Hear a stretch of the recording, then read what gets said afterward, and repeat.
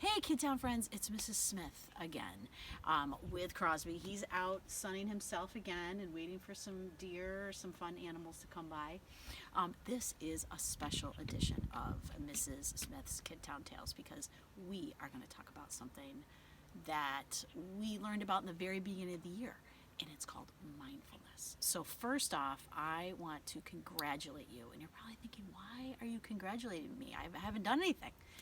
Well, you made it all the way to the third week of staying at home and having family fun time, which is hard because we're so used to being busy and going to soccer and going to school. So it gets really, really bonkerballs, right? So raise your hand if it's been bonkerballs at your house. Drake is raising his hand. I think Crosby, he's definitely raising his tail.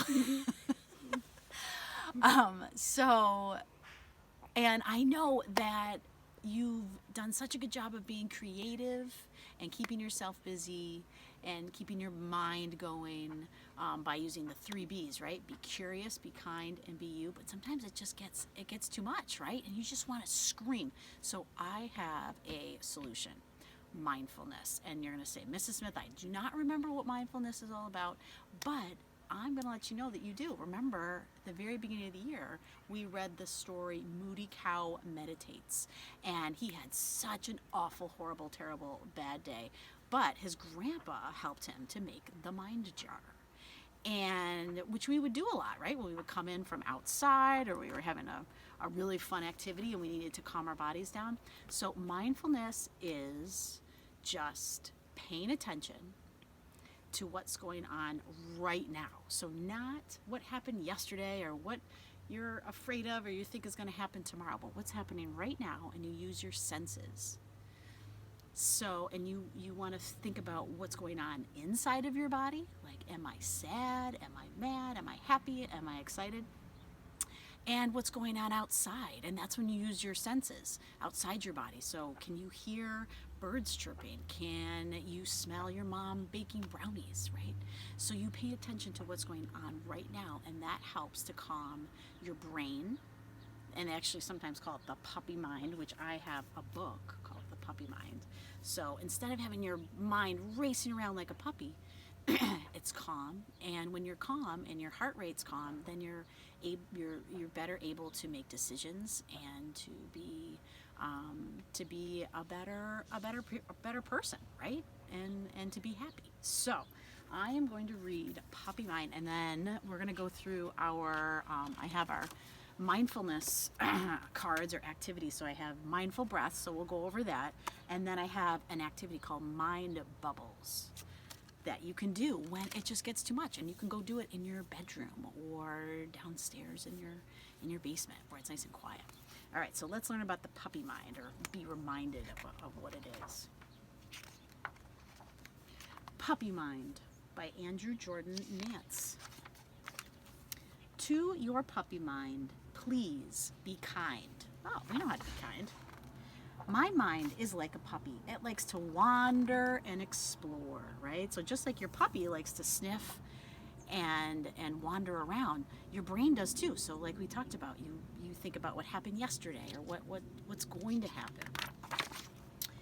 If I don't watch it carefully, it goes through any open door. So look, he's going back and thinking about when he was a little kid, or when he was learning how to ride his bike, or he's thinking about when he's going to graduate from high school or college. That's a long time from now. When my puppy mind is bored, it runs to the future and the past. So the future is what's going to happen, and the past is what already happened. If I am not really careful, it will take me far away super fast. Oh my gosh, it's like being on the end of a leash with your puppy. My puppy mind can dig up memories like when I got yelled at for not sharing my things. So often when we think back to things that aren't so happy. He doesn't look like he's too happy, huh? My mind scampers to the future, and I don't always like the pictures that it brings. Right? So right now you might be thinking, how long are we going to be having to stay home? And that's kind of a hard thing to think about. So that's why it's better to think about just what's going on right now. In class, I try to listen to the teacher, but my puppy mind starts to stir. I quickly lose my focus and the day becomes a blur. So if you're not thinking about what's going on right now, you kind of miss what the day and what life's all about. I get mad at my puppy mind. Why don't you just sit and stay?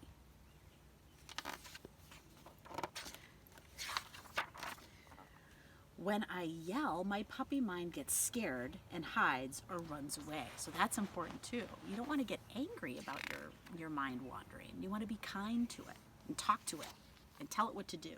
My puppy mind only heals if I take 3 slow, deep breaths.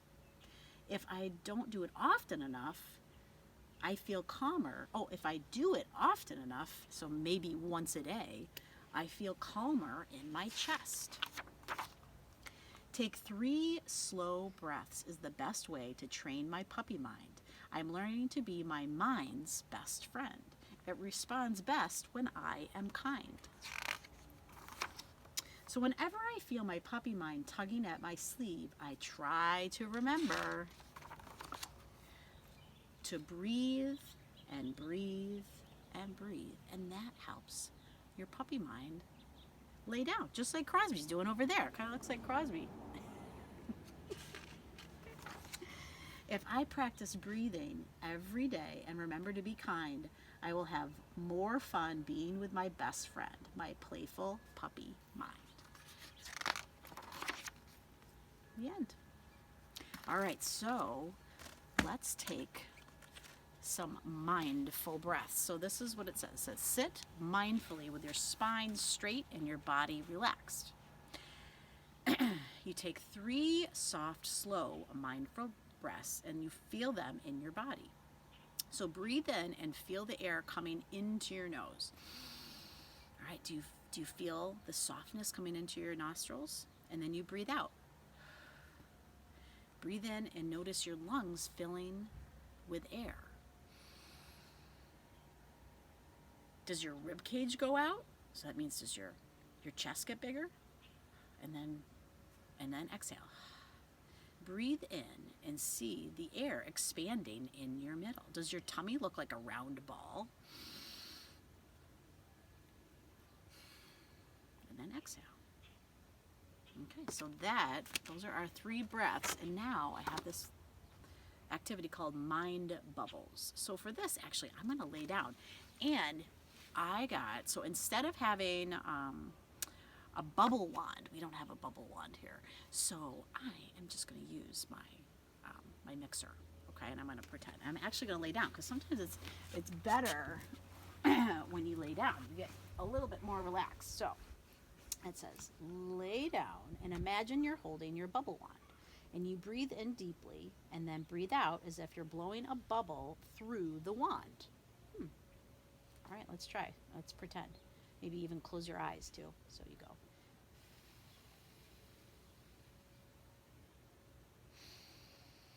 And breathe in again and then breathe out. Can you see the bubbles? I can see them.